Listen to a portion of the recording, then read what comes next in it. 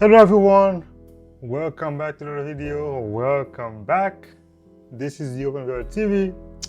If it is your first time, don't forget to hit that subscribe button below, and of course hit that like button as well as that notification bell, so when I post a new video you get to see it. Now, boy oh boy, the way that so many non-Seventh-day Adventists have been accusing Ellen White, the messenger of the Lord, a false prophet. I'm wondering if they are at some point going to change their position, because it is quite clear that the Sunday law is in full motion. Now more than ever, you hear we need to rest on Sunday, rest on Sunday, rest on Sunday. But now it's about we need to make a bill that actually forces people to put the 10 Commandments in the classroom again, which would in effect merge church and state. But don't take my word for it. Let's take a look at what they actually said in this video. Lady yields for questions. The lady yields. Thank you, Representative Noble. What is the fourth commandment? Are you referring to my to the way it's written in the bill? Yes. Okay, right.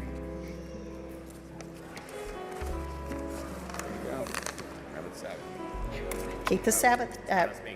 It's about us being here on Saturday. Is that ironic or what? So what does it mean to keep the Sabbath holy? Well, I think it's, you want to get into theology here? I'd love to, if you'd like to. I think it's really important that we take a day of rest. I think God, who founded the world, didn't need rest, and yet He took a day of rest after He did creation, and I think He was a good example to us to take a day of rest, and that is enshrined in our rules in our Constitution, where it says accepting Sunday in our very early documents as a nation. And so part of keeping the Sabbath holy is not working on the Sabbath? That is, yeah. So my first issue is, you know how they are calling Sabbath, but in a sense, they're not keeping the Sabbath holy. They're keeping Sunday. Sunday is not the Sabbath. That's the problem. Now, apparently, maybe they are right now at that place on Saturday. That's what she said. Isn't that ironic? Yeah, it's ironic that you are talking about the Sabbath, but yet you are breaking the Sabbath, but you are thinking the Sabbath is on Sunday while it's actually on Saturday. Isn't that interesting? So are they gonna pass a law that forces people to go to church on Saturday or on Sunday? I don't know, but I got a feeling we are here for a rough path. Let's keep going. And what is day of rest. The 10 Commandments come from Judaism? What day is the Jewish Sabbath? It is on Saturday. And what day is it today? It is Saturday. Here we are. The Christian Sabbath is what day? Sunday, in honor of the day that Jesus rose from the dead. And we're scheduled. So, did you guys hear that? There's something called Jewish Sabbath, but there's something called the Christian Sabbath. And I think what we need to do is, for those people, we need to pray for them, because they don't know there is no such thing as the Jewish Sabbath. Or, I might be wrong, they might know there is something called Jewish Sabbath, or they might know there is nothing called Jewish Sabbath, but they decide to call it Jewish Sabbath. For instance, the Bible tells us, let me go quickly to my Bible right now. The Bible tells us that in the book of Exodus, we know that the Bible gives us the 10 Commandments. And funny thing is this, he actually mentioned the 10 Commandments, right? he mentioned the Ten Commandments, but on the Ten Commandments, what does it actually say? Does it say Sunday or does it say Sabbath? Well, let's take a quick look at this. This is the Ten Commandments right here. And in verse number 8, it says, "Remember the Sabbath day to keep it holy. 6 days shalt thou labor and do all thy works, but the seventh day is the Sabbath of the Lord, and not the Jews of the Lord. In it thou shalt not do any work." All right? Now, the first mistake they made is, when is the Jewish Sabbath? When is the Christian Sabbath? As if there are two different Sabbaths. God only recognizes only one Sabbath, which is the one that He created, which is the seventh day of the week. But let me show you guys something else. Actually, not right now. Let me go back to the other one and let's see what we can learn more from it.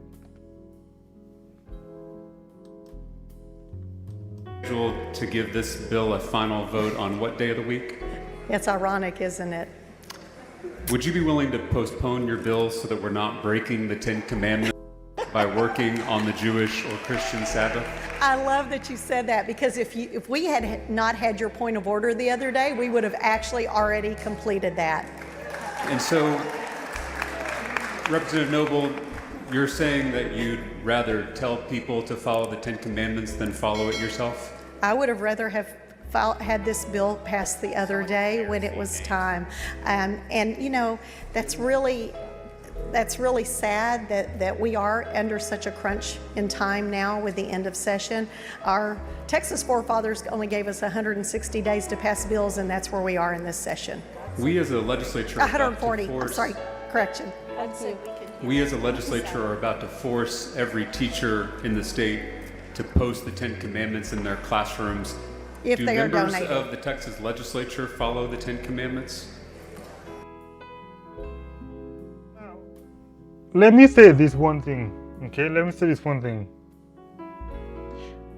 What I'm actually saying is, even though he doesn't know that there is no such thing as Jewish Sabbath and Christian Sabbath, at least because of his God-fearing mindset, he's saying, wait a minute, so you want to force people to observe the Ten Commandments, but the legislators are not going to do the same thing?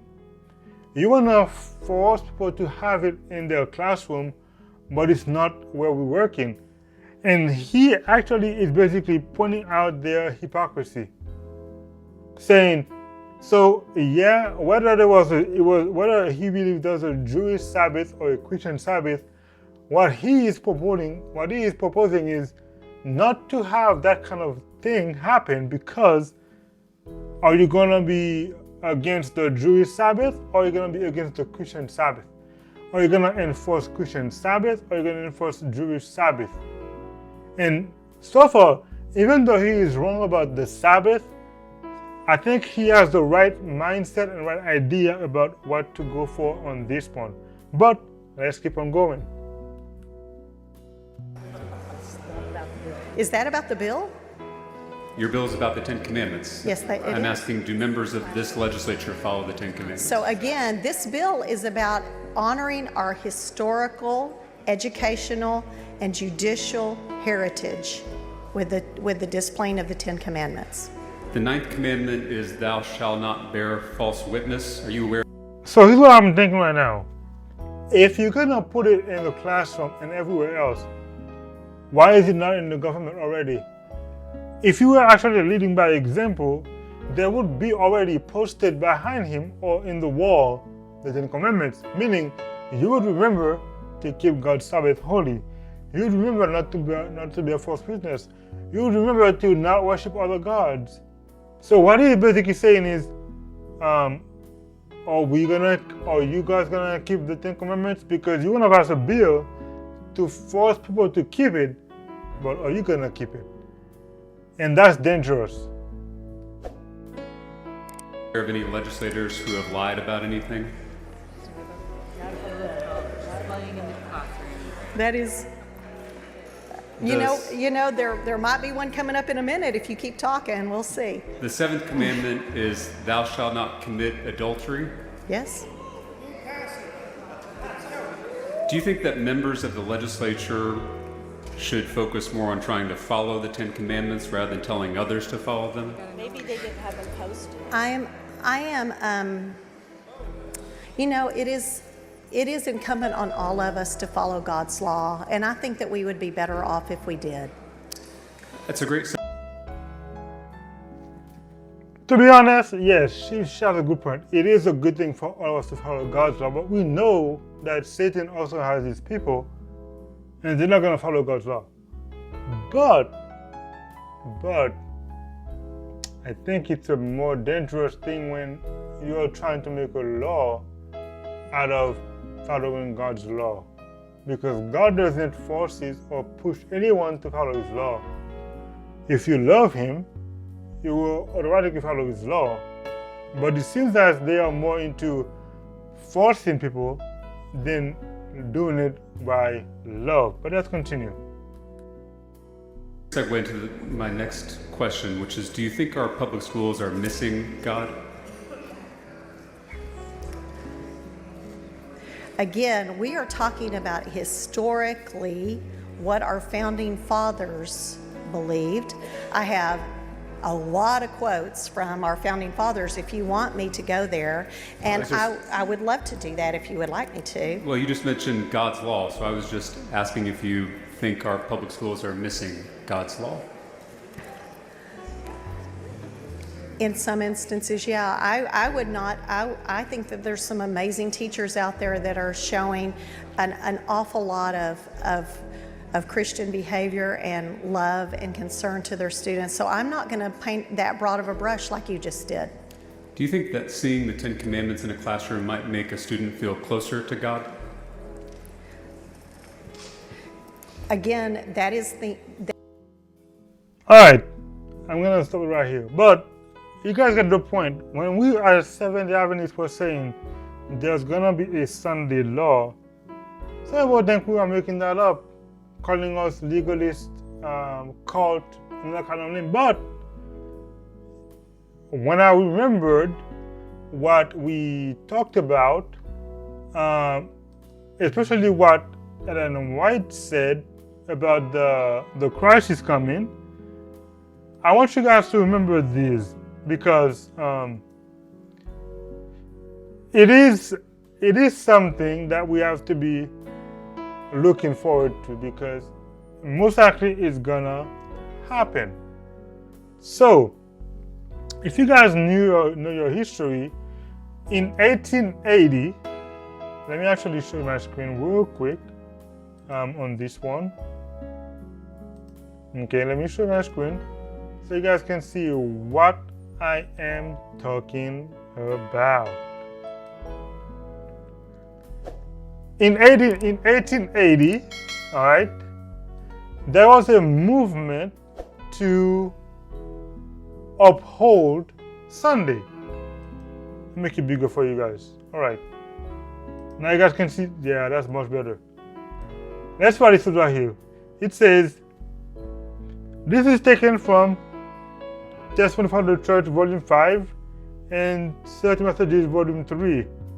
And it says this: we have been looking many years for a Sunday law to be enacted in our land, and now that the movement is right upon us, we ask, what are our people going to do in the matter?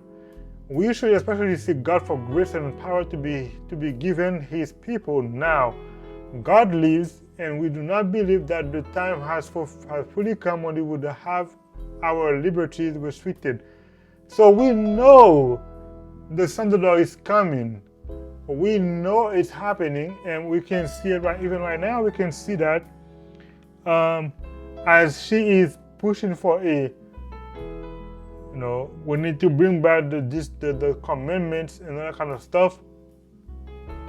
But this is what Ellen White said concerning the advocates of the movement. The Sunday law advocates do not realize what they are doing. The Sunday movement is now making its way in darkness. The leaders are concealing the true issues, and many who unite in the movement do not themselves see whither the undercurrent is tending.